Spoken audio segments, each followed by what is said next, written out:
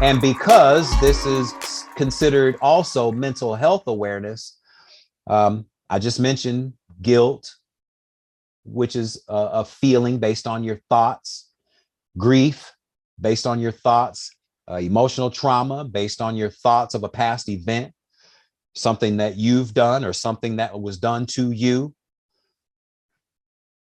Mental. This is why having mental health be at an optimal level is so important. It's crucial,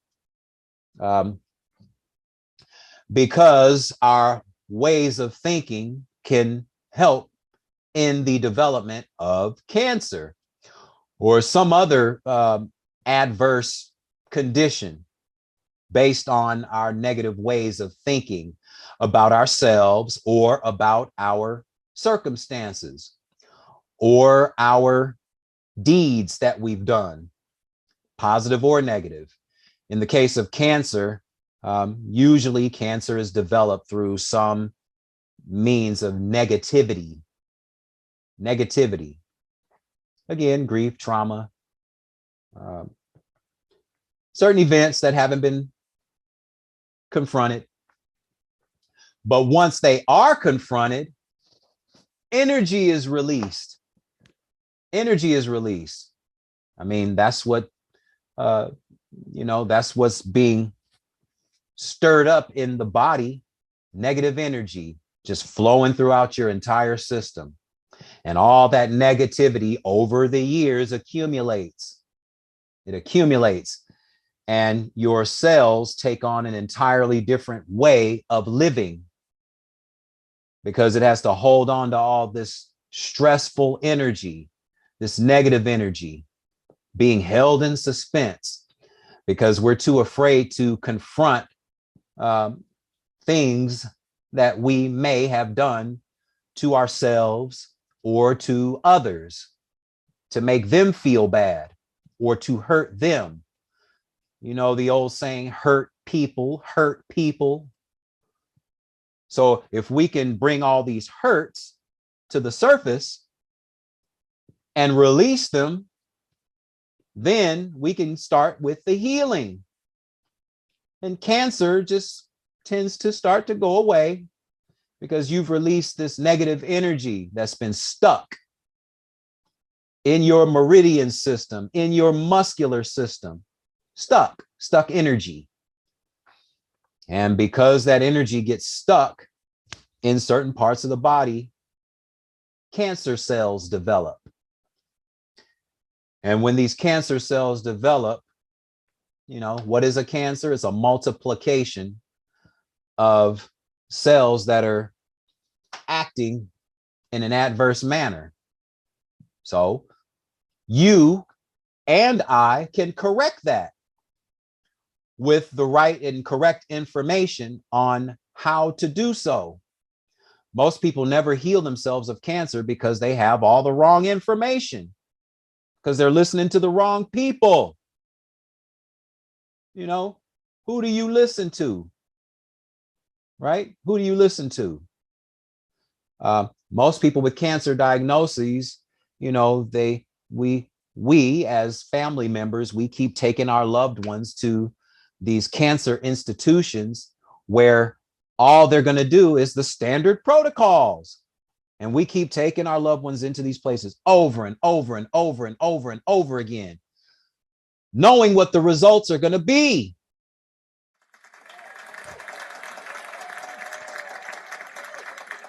And then we spend a lifetime grieving and wishing and wondering why we didn't do it a different way, wishing that we could have done it this way, right?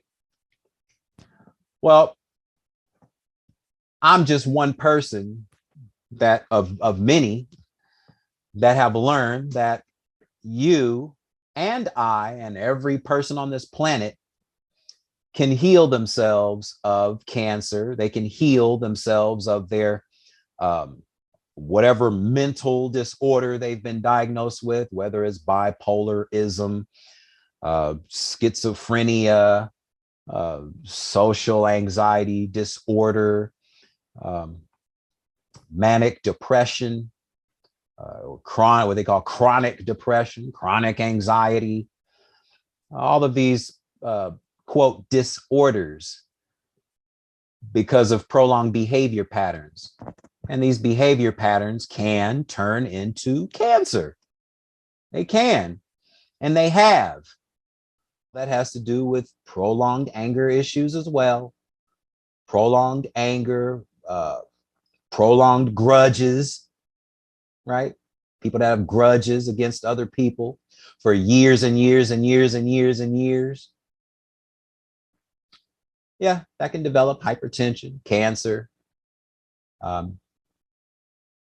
and also certain mental illnesses, that can alter how your brain functions, creating an adverse neurology in your brain where negative energy can flow through. So when you change the thinking patterns, when you change the way you feel about life, when you change the way you feel about life, when you change the way you feel about you, when you change the way you feel about your circumstances of life, and if there have been adverse circumstances, let's learn from them instead of being victim or victimized by them. Let's learn from it and correct them, so we won't have to play the victim role for the rest of our lives, blaming everyone else for our physical hardships, right? Blaming everyone else for our physical hardships.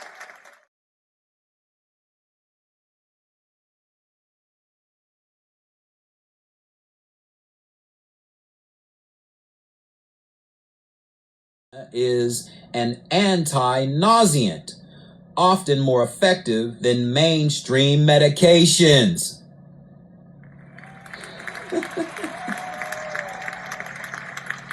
But it's federally illegal still to this day. And people are in jail for this.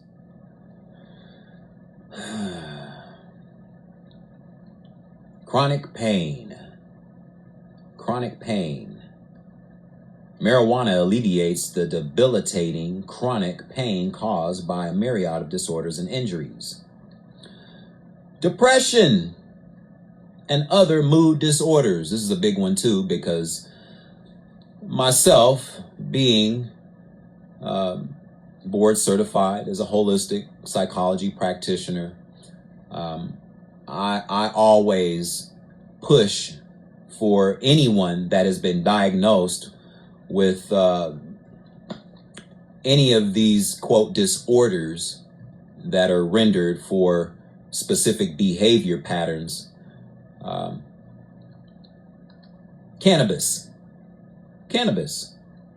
versus the drugs that are going to be mentioned here in this paragraph, along with others that we see on television every single day. Depression and other mood disorders.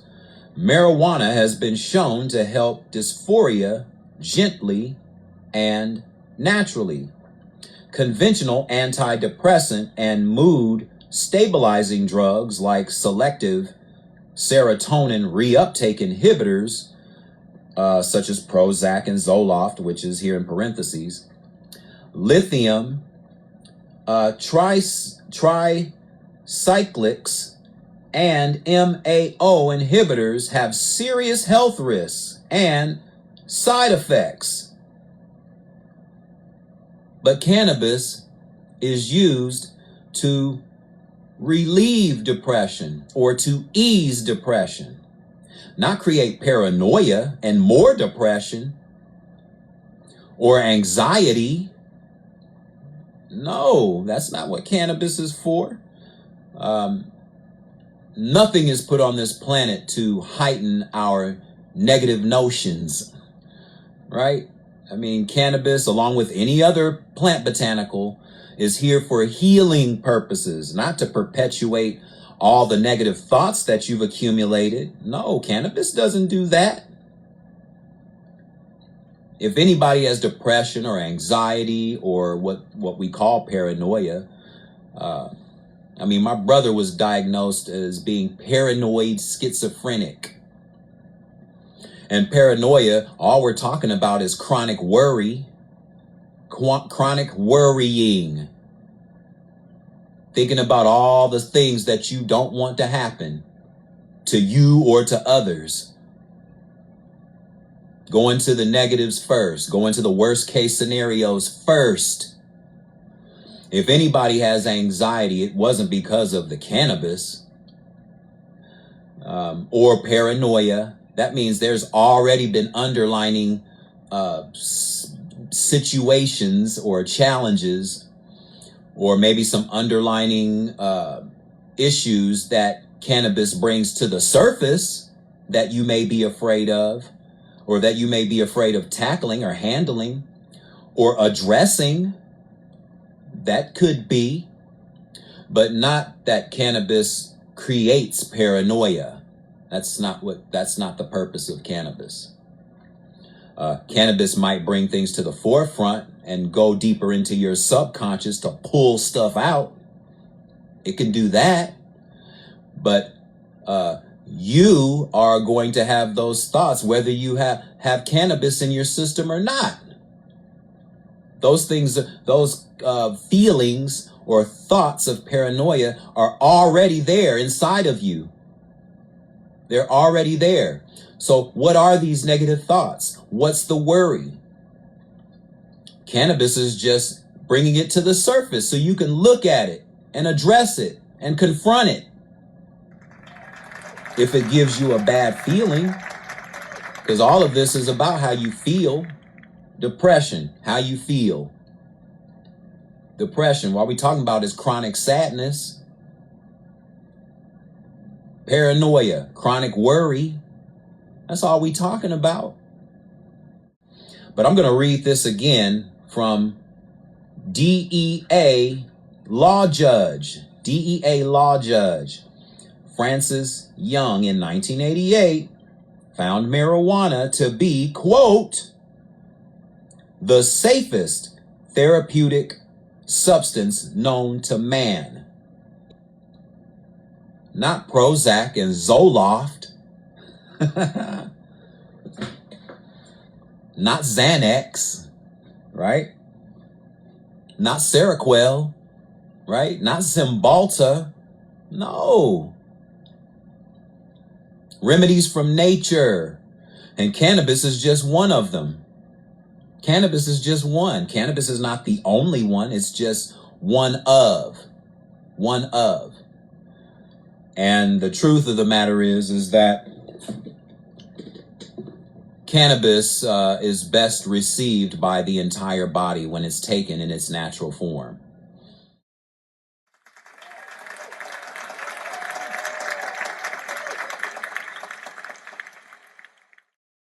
But getting back to this book here, this book, I think the first edition was released back in the early 1960s, if I'm not mistaken, which was more or less a pamphlet.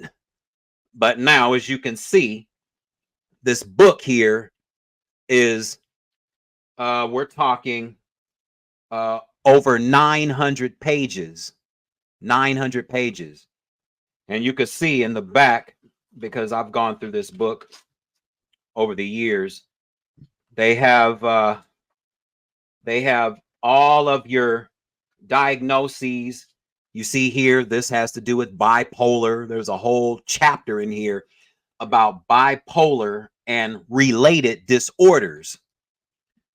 And then we go forward, and then there's an entire chapter on depressive disorders, right? Because more and more people are becoming more and more depressed for varying reasons, right?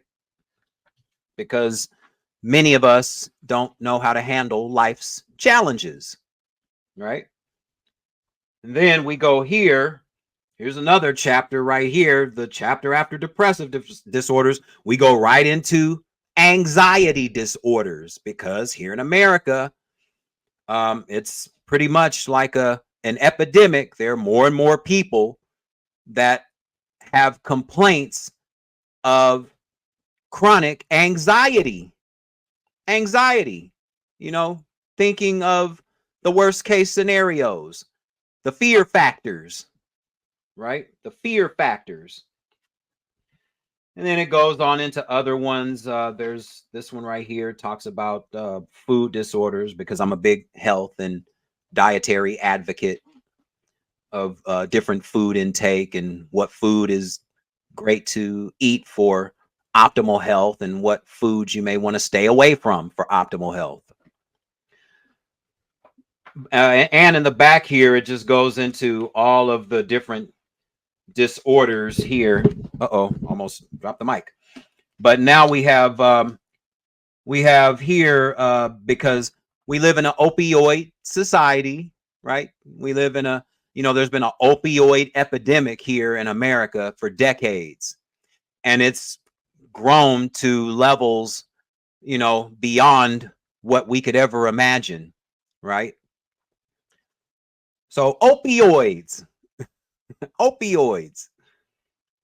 So we have opioid-induced delirium, opioid-induced anxiety disorder, opioid-induced depressive disorder, opioid-induced sexual dysfunction, opioid withdrawal delirium, opioid-induced sleep disorder, right?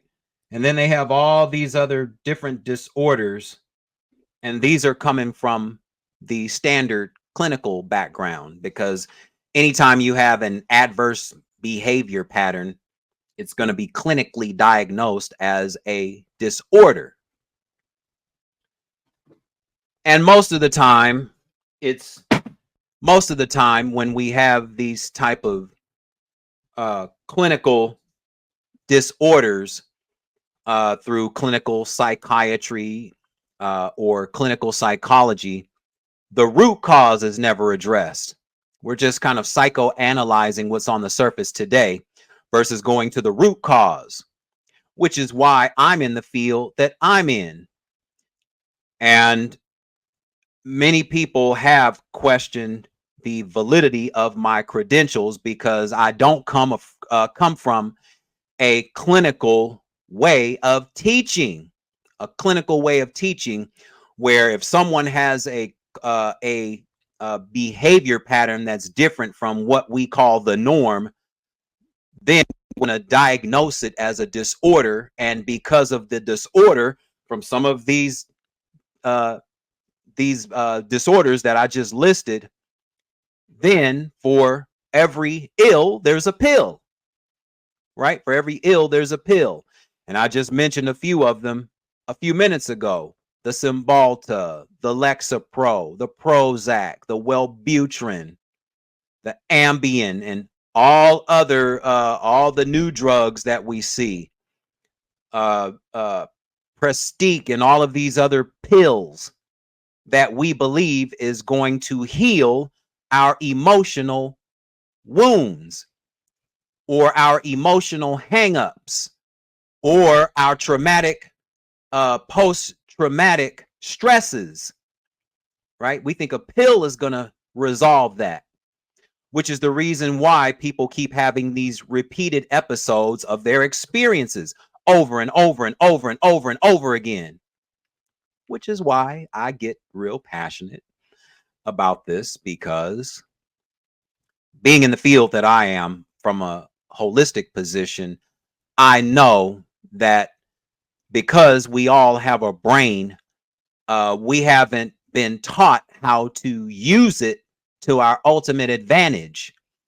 And not only that, getting to the root causes of why we have the episodes of anxiety, why we have the episodes of depression, and knowing that because we have a brain, we have 100% control over it. No one has control over our brains except for us, the individual. And if anyone wants to rid themselves of such the repetitive episodes of anxiety and depression and panic and compulsive behaviors, then we need to take a step back and look at the root causes. The root causes. Start your new journey toward lasting mental wellness and go from here to endless possibilities and more endless possibilities. Choose Kennetic Fit and Wellness. Mental attitude first.